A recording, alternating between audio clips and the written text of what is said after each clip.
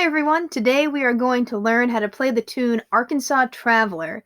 This is a really popular fiddle tune, but you might recognize it by another name. A lot of times when I teach this, kids will say, "Isn't that the song about the baby bumblebee?" And so if you learned that song when you were younger about the baby bumblebee, this is actually the same melody. So you'll recognize this as we're playing it. Before we start playing, I'm going to put the music for each instrument up on the screen. If you are part of our Google Classroom, you can actually pull this slide right off of there and read the music off of that. If you're not, you can take a screenshot of the music so that you can have it to play. So there we go. So here is our violin music. You can go ahead and take a screenshot. Viola. And cello and bass. Okay, so I'm going to go back now to the violin music. So this is what I'll keep up for today. If you play the viola, cello, or bass, you can have your part on the screen and just have this video going in the background. Okay, so as you can see, this particular version is relatively short. It's only 8 measures long, and you can see it's in a duet format. So we have an A line. You would read the top and then pop down and read the top up here. And you also have a B line. I'm going to skip the B line today because it actually is different for every part. And I'd rather spend time working on the actual melody, which is the A part. I think you'll find that interesting to play. So we're going to start right at the beginning. One thing that's a challenge to this piece, and actually something that I like about this piece, is that it gives us a chance to work on our string crossings. So if you look right at the beginning, we have 4 eighth notes: G, B, A, G. And eighth notes, of course, are a little bit faster notes. And so in order to play those, we're going to have to cross strings to get from the G to the B, and then we play open A and then back to the G. So it's going to sound like this. But you have to have your fingers ready for that string crossing in order to be able to do it fast. So right now, what I'd like you to do is set your fingers down for that G. So depending on what instrument you play, it will look a little bit different. It might be 4 fingers for cello, of course, 3 for violin, viola. Bass, you're going to play open G. You don't have string crossings for this part. So I have my fingers down. Now, you don't need to have your first finger down on the D string in order to play the note G. What you can do is have it ready on the A string, ready to go for when you cross over. So all of us play that note B with our first finger, right?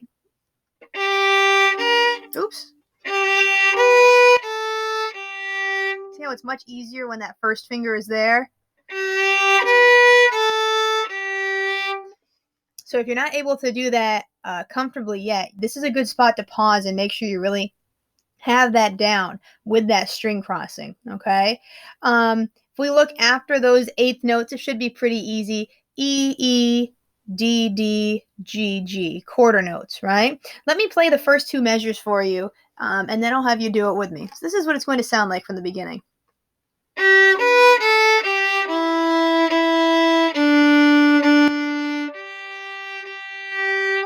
Okay, let's do it slowly together, and then we'll do it a little bit faster. So we're going to do it slow this time. Dun, dun, dun, dun, dun, dun.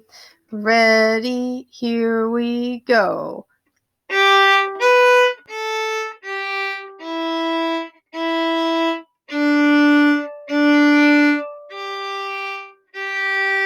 Good, and making sure that G is high enough. Sometimes we have a tendency to not play that G note quite high enough. It's a little flat for a lot of us. So I'm really making sure you're on the sticker and using nice rounded fingers. Now a little bit faster. Da da da da da da. Ready, and here we go.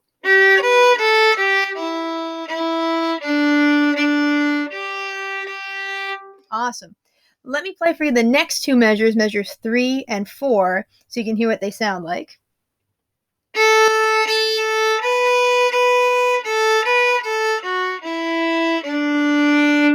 Okay, as you can guess, those eighth notes in the 4th measure are the part that are going to give us a little bit of trouble. And you may have seen when I played it, if you're watching the video, that instead of just listening, if you're watching, you saw that as I played the open A before my F sharp, I reached over with my second finger and was ready to put it down. So in slow motion, it looks like this. So So it's ready to go. So always hovering those fingers over the spot where they need to be next. So let's play measures 3 and 4 together slowly. Here we go.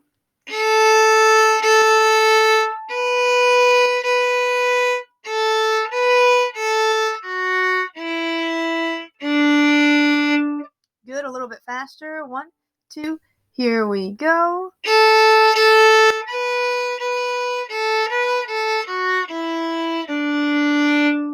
All right, here's the whole top line, all 4 measures, the first 4 measures. Finding our G to start. Ready, and here we go.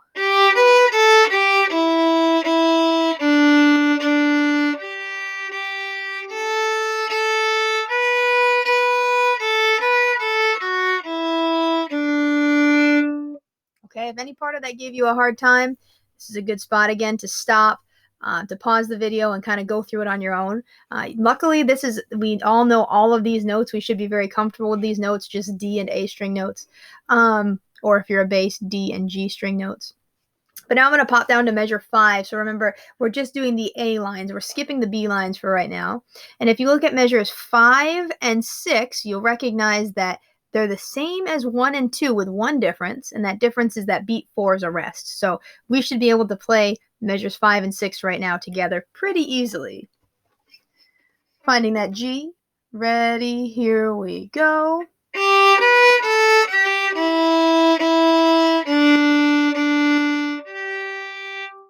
And then we have instruction to do a retake because we want to make sure we start measure 7 on a down bow. Now, the last 2 measures, measure 7 and 8, are probably the ones that are going to be look the scariest to us. And it's because not only are they fast 8th notes, but it also goes on to the G string, which we are still, some of us, working on remembering what those notes are. So that's another reason I like this piece, is it gives us a chance to play a little bit of some notes on G. Let me play for you measures 7 and 8 so you can hear what they sound like, and then we'll work on them together.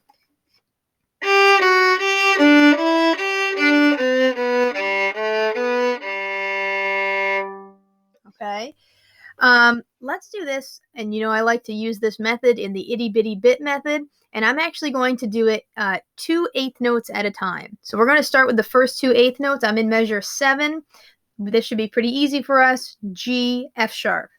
G, F sharp. Let's play those. Here we go. The next 2 8th notes, G, D. Again, should not be very hard for us. Ready, and the next 2 8th notes, E, G. Ready, go. Okay, now this is where things get a little bit tricky. The last 2 8th notes in measure 7, we have a D. That's easy. We know that note. And then the next note is on the G string. And if you can't quite remember what that's called, it is called C. If you're a violin or a viola, that's 3 fingers on G. Cellos, that's 4 fingers on G. And bass, that's 2 fingers on A. So a little bit different in the bass world. D, C, B, sorry, I'm on measure 8. The first 2 notes of measure 8 are B, G. So if you're a violin or viola, that's 2 open. Cello, it's 3 open. And then bass, your B is 1 finger on A and 2 fingers on E. So always a little different in the bass world. So we have B, D, B, G, A, B, and we end on G. Okay, so you should feel comfortable with all of those notes. Again, if you're having a hard time remembering what these are, it wouldn't hurt to open up your lesson book to the page where it goes over these and it says the finger numbers over the notes. It's always good to see that visual. I'm going to go back now to the beginning of measure 7 and play it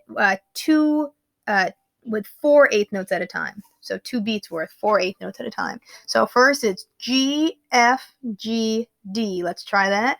Ready, here we go. Next, E, G, D, C. Ready, and I said the wrong note. E, G, D, C. Ready, and then then B, G, A, B. Ready, go. And a nice long open G. Okay, let's play through both of those measures, measures 7 and 8, slowly. Getting our G ready. Ready, here we go.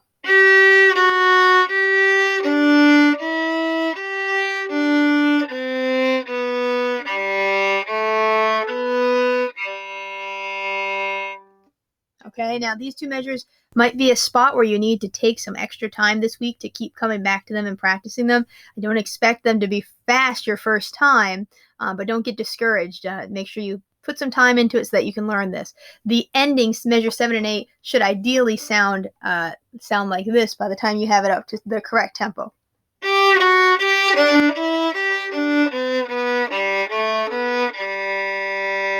Okay. I'm going to go through, we've made it through all 8 measures. I'm going to play it through once slowly and once faster.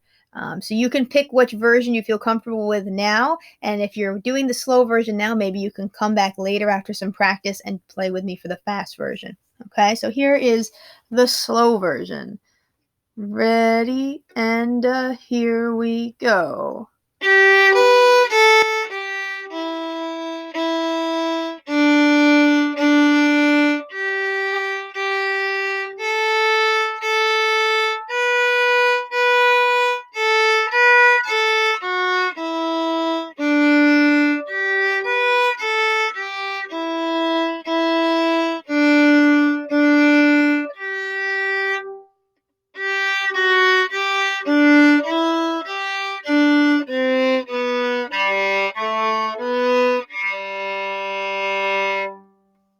Okay, and now a faster version.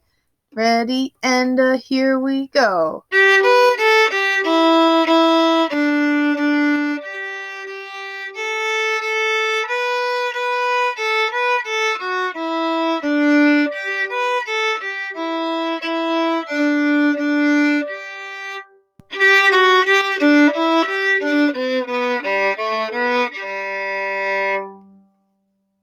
Okay, so that's all the way through the melody of Arkansas Traveler. I hope you enjoyed learning this tune, and I would love to see a video or hear a recording of you playing through this.